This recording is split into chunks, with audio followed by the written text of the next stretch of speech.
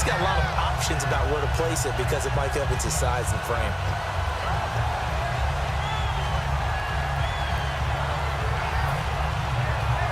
And the next snap coming inside the red zone here.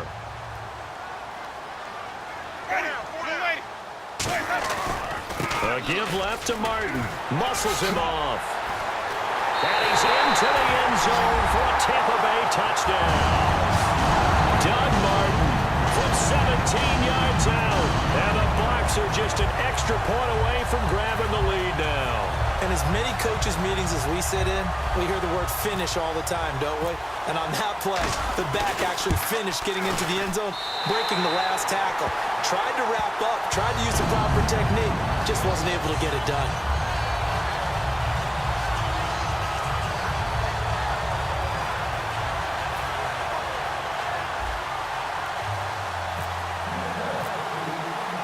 Set now to kick this one away, and off it goes.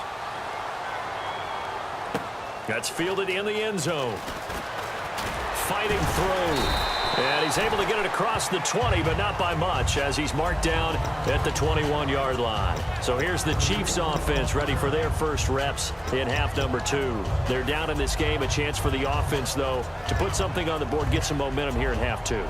Try and get things kick-started for them. And you know at the half, they discussed how they were going to get that done. This is where scripting comes into play a lot of the time. How many plays do you script coming out of the second? Most of the time in the first half, you're scripting 12 to 16. I think in the second half, you're really scripting more like 8 to 10. Kind of a starter or an opener, whatever terminology they use. Just something to get you off to a quick start. And a nice carry there of 15 yards. Sometimes it's hard to believe, but there are times this game is about patience, isn't it? Has had the game he expected, but that run there, that may get him going. I was just going to say, maybe that gives him a little juice, because you're right, he struggled, especially in that first half. Yeah, and I know the great ones always think to themselves, just hang in there. I'm just one big carry away from busting this open. That's a good start for him. Possible run anticipation here as the D-line sandwiches together. They come up at an offset eye. On first down, it's Charles again. Just a yard on the pickup there, and it'll bring up a 2nd and 9. The best defensive linemen, they play with great leverage so they can get low and not get bowled over by offensive linemen. They have excellent hands. They can throw people off on a play. We just saw a great example of a really good run stop by a guy playing the defensive tackle position. Well, there really wasn't much there, but a completion is a completion. A tough third down awaits them.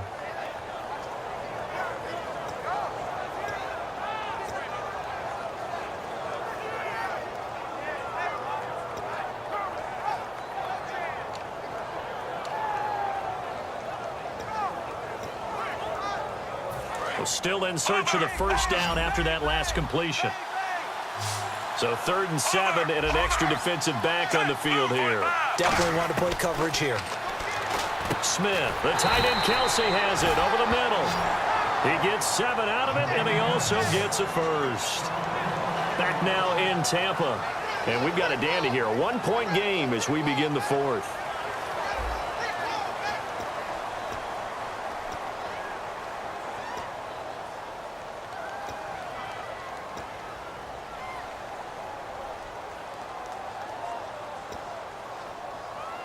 First down and 10 now for the offensive group.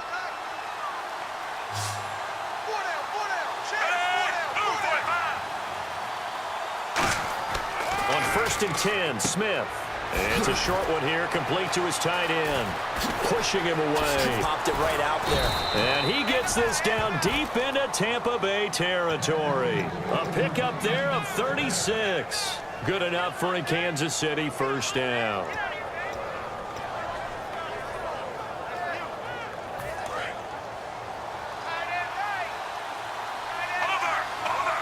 And the D-line pinching together, must be expecting the run. A first down carry here for Charles.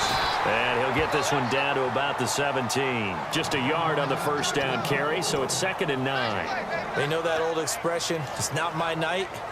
It hasn't been his so far. I don't know if the legs are a little bit heavy. Sometimes having to hang out all day and play doesn't exactly play to your advantage, but it's been a tough go for him. And every time he looks up, somebody's there defensively. That was the same case on that play. They'll run now with Ware. And he's going to fight his way forward here for a modest gain. 4 yards on the pickup there as it'll leave him with a third and about 4 more for a first.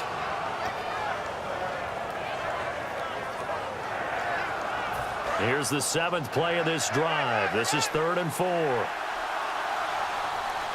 on 3rd down, a nickel formation here defensively. On the ground, this is Ware. Just a gain of 2 there, and it's going to bring up a 4th down. 1 score down. Here we go. They're going to go for it here on 4th down. Here's Charles.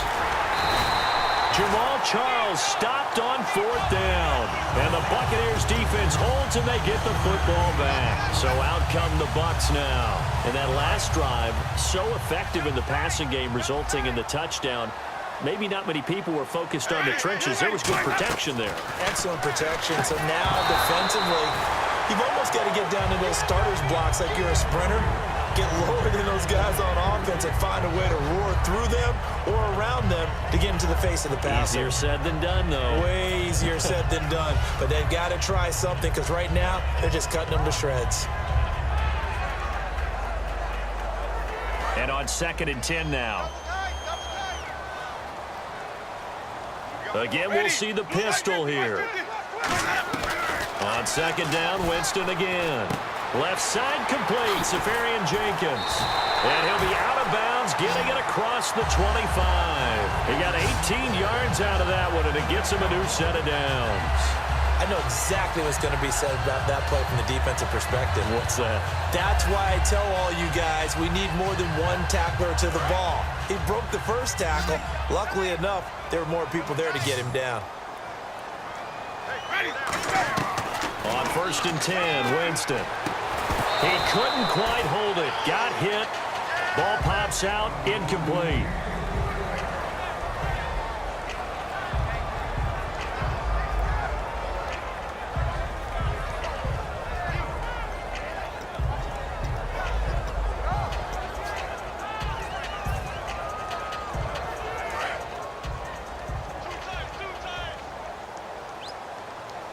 Another pistol look here.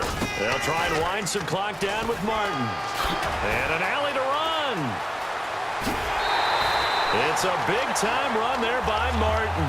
45 yards on the ground. Great run by Martin. We saw it even better when last year 85 yards was the longest run by a running back a year ago. And when you can run it that distance, you get to choose your own nickname. Doug Martin wants a nickname different from the one that people have given him. He can pick his own now. By the way, if you're wondering who had a longer run, Mariota had 87 yards last year on a run. And Brate has it over the middle. It'll be a gain of 4, and that'll make it 2nd down. And there's a completion to the tight end. And look at the size of these players nowadays. At that spot, 6'4", 6'5", and up. A lot of guys used to be basketball players, somehow came back to football. That's really good for the game of football. You're getting better athleticism, great hand-eye coordination, guys who know how to control their bodies when they run their routes.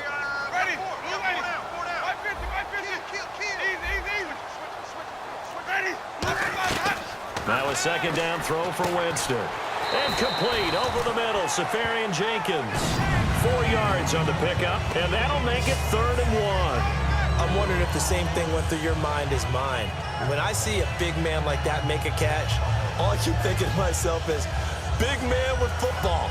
Look out, everyone. He may not juke you a whole lot, right? He may not run past you because of his size. You're talking about a guy weighing in the 270 range. But, boy, once he gets his mitts on the ball, he's going to be tough to bring down. And the offense here just looking to stay in bounds, complete the short passes, and put this game on ice. They come up in an offset eye. And he's going to have a first down here as he gets this one to the 17-yard line. They only get 2 there, but on 3rd and 1, that's all they needed to keep the drive going.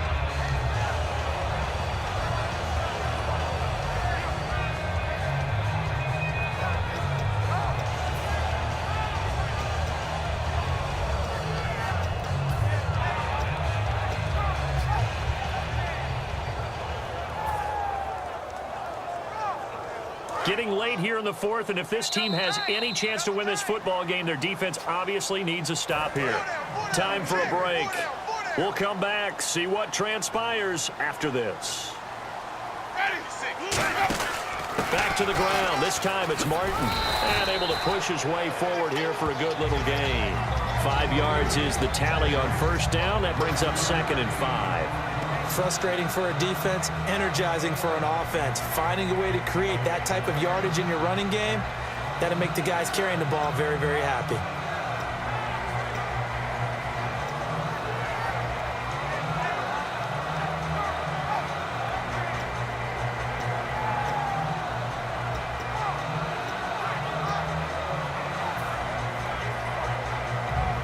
So we've got a 2nd and 5. One man in the backfield, that's Martin. He'll get the football here. A strong running. And he's into the end zone. Touchdown, Buccaneers. Doug Martin, his 2nd touchdown of the night. And the Bucs are going to add on to their lead. Well, 2 touchdowns scored. I know his team's happy. His coaches are happy. How about the fantasy owners of this game? Always happy with 2, but they'd like 3 or 4. So a big play coming now for the Bucs as they'll go for 2. They'll try and run it here. And he will get into the end zone. It's 2 points and also a 2-score advantage as the lead swells to 9. Is the kickoff unit as they run up and send this one away.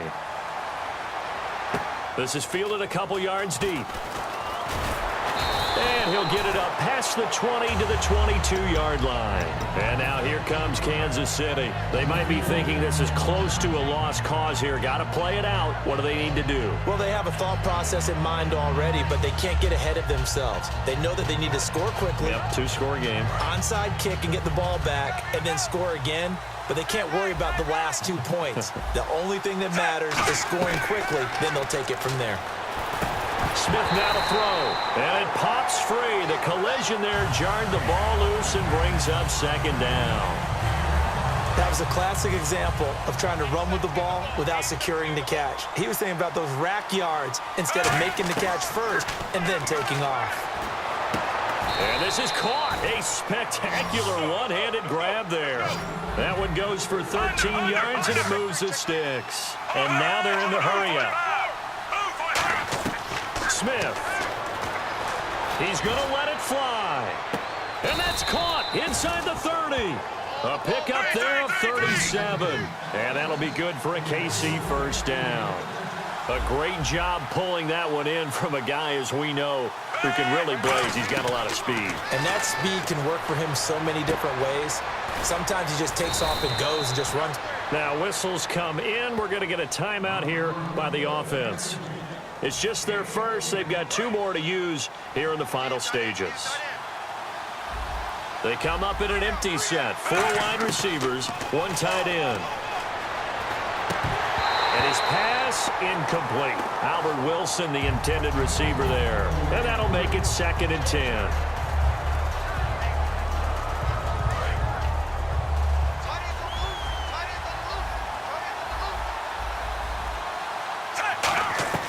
Now it's Smith. This will be caught at about the 3. It's a good gain of 11. Sets him up 1st and goal. In recent years, the slot receivers really gained stature in the NFL because they can do so many things.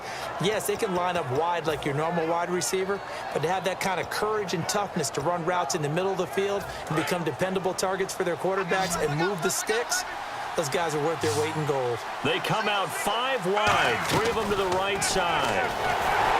To throw is Smith. He was trying to get it off to Jamal Charles there. And that'll make it 2nd and goal. The good signal callers would never go back in the huddle and play the blame game because they need those guys to protect him. But on that last one, his offensive line, they lost their leverage very quickly, and that's why they were able to get to him and hit him as he tried to throw the football and force an incompletion. So the incomplete pass brings up 2nd down. Halfback sent in motion. Now Smith.